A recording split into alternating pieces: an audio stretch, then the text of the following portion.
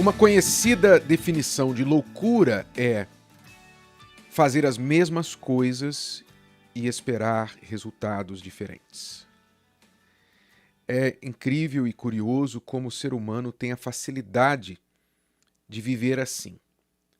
Esperar melhoras, mas não mudar as atitudes diárias. Espera que a sua vida financeira vai melhorar, a saúde vai melhorar, o casamento vai melhorar, a vida vai melhorar, mas continua fazendo as mesmas coisas de sempre. E a lógica ensina que se eu faço as mesmas coisas hoje, cujos resultados têm sido o que têm sido, e eu continuo fazendo, amanhã os resultados serão os mesmos. Isso é inteligência, isso é lógica, não é? Deus fala na sua palavra lá em Ageu, capítulo 1 e versículo 5. Assim diz o Senhor dos Exércitos: considerai os vossos caminhos. Ou seja, Deus deu ao ser humano a capacidade de análise. Uma capacidade que os animais, na maioria, não têm, e os que têm é uma capacidade muito limitada, não é? Você sabe que há animais caçadores, predadores, que eles ficam analisando o movimento das suas presas, o campo, ele avalia, mas com o único objetivo de caçar, matar e comer. A sua capacidade é limitada para aquilo. Mas o ser humano, ele tem uma capacidade muito maior de avaliar, de analisar até ele mesmo, de considerar o que está acontecendo, olhar o antes, o depois, imaginar o futuro. Deus nos deu esta capacidade que só Ele tem. Acima de nós, só Ele. Mas, infelizmente, poucas pessoas usam, especialmente para avaliar, analisar o curso de suas vidas. Nós vemos, por exemplo, na história de Gideão, que você pode ler lá em Juízes, capítulo 6, que o povo de Israel, na época dele, tinha feito mal, tinha desobedecido a Deus e trocado Deus pelos deuses dos seus inimigos, né? Por incrível que pareça. Você vence os seus inimigos, daqui a pouquinho você quer adotar os deuses dos seus inimigos que não os protegeram, né? E abandona o teu Deus que te deu vitória. Por mais loucura que isso pareça, mas foi o que o povo de Israel fez. Então pecou contra Deus, abandonou Deus, edificou altares para Baal em Israel. E aí o que aconteceu? Como eles mesmos empurraram Deus para fora de Israel, então Deus cumpriu o seu desejo, os deixou sozinhos. Sabe, Deus não abandona as pessoas, ele apenas cumpre o que as pessoas querem. Se elas não querem a interferência de Deus em suas vidas, ele não vai interferir. Ele respeita. Você não quer que Deus interfira na sua vida? Então ele não vai interferir. Uma coisa que você tem que entender é o seguinte: quando acontece alguma tragédia, né? Normalmente acontece alguma tragédia, alguém entra numa escola, mata crianças inocentes, vem aí um furacão, um terremoto, acontece alguma tragédia. Logo alguém vai perguntar: onde é que estava Deus? Não é?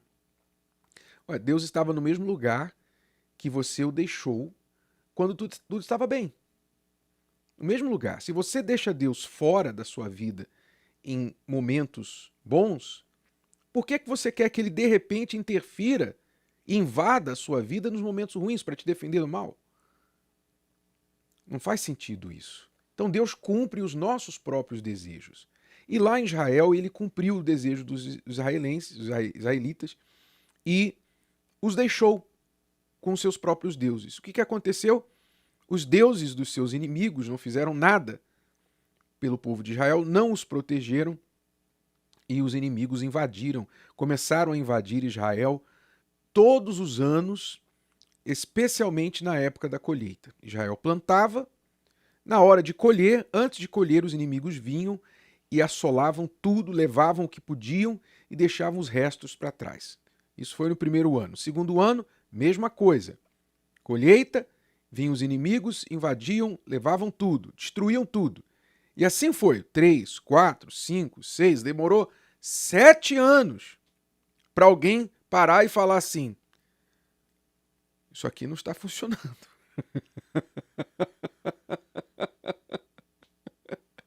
7 anos. Poderia ter parado no segundo, né? Poderia ter visto no terceiro, talvez, assim, no máximo, assim, mas demorou 7. 7 anos para o povo ver. Isso aqui não está funcionando. Aí alguém fez algo diferente. Alguém clamou a Deus. O que eles não faziam há 7 anos, eles passaram a fazer. Clamaram a Deus. Ó Deus, nos ajude, nos socorra. Nós estamos em apuros. Alguém se lembrou de Deus. Alguém voltou a clamar a Deus. E Deus, então, enviou a ajuda. Primeiro um profeta, depois o anjo veio falar com Gideão. E aí mostrou para Gideão que para que as coisas mudassem, eles teriam que, adivinhe, preencha a lacuna. Para que as coisas mudassem, eles teriam que mudar seus comportamentos. Sim, acertou. Eles teriam que mudar, fazer diferente para ter resultados diferentes. E o que eles tinham que fazer de diferente? Deus começou a causar um rebuliço em Israel através de Gideão, começando com o derrubar do altar de Baal. Deus falou para Gideão: você vai lá na casa do teu pai, você vai derrubar o altar de Baal, você vai cortar, vai tocar fogo naquilo ali, e você então vai edificar num lugar mais alto para todo mundo ver um novo altar, um altar para mim, o meu altar, e vai sacrificar o segundo boi do teu pai para mim. E eu vou te dizer depois o que você vai fazer. Começou já causando uma disrupção. Uma disrupção. Assim é que as mudanças acontecem. Mudanças acontecem quando você começa a romper com velhas práticas, romper com velhos costumes, romper com as rotinas que têm feito com que o passado se perpetue. Deus muda a vida da pessoa quando a pessoa aceita romper com as velhas práticas. Eu não vou mais fazer isso. Chega, deu para mim, não vou mais fazer, acabou. Quando a pessoa diz chega, acabou, ela começa a causar uma disrupção. Ela tem uma atitude disruptiva na sua vida. E aí o que acontece? As águas começam a mexer, começa a levantar poeira. Quando começa a levantar poeira, você pode preparar, porque muitos vão se levantar contra você, como aconteceu quando Gideão destruiu o altar de Baal. Os homens da sua cidade, da sua vila, vieram para matá-lo.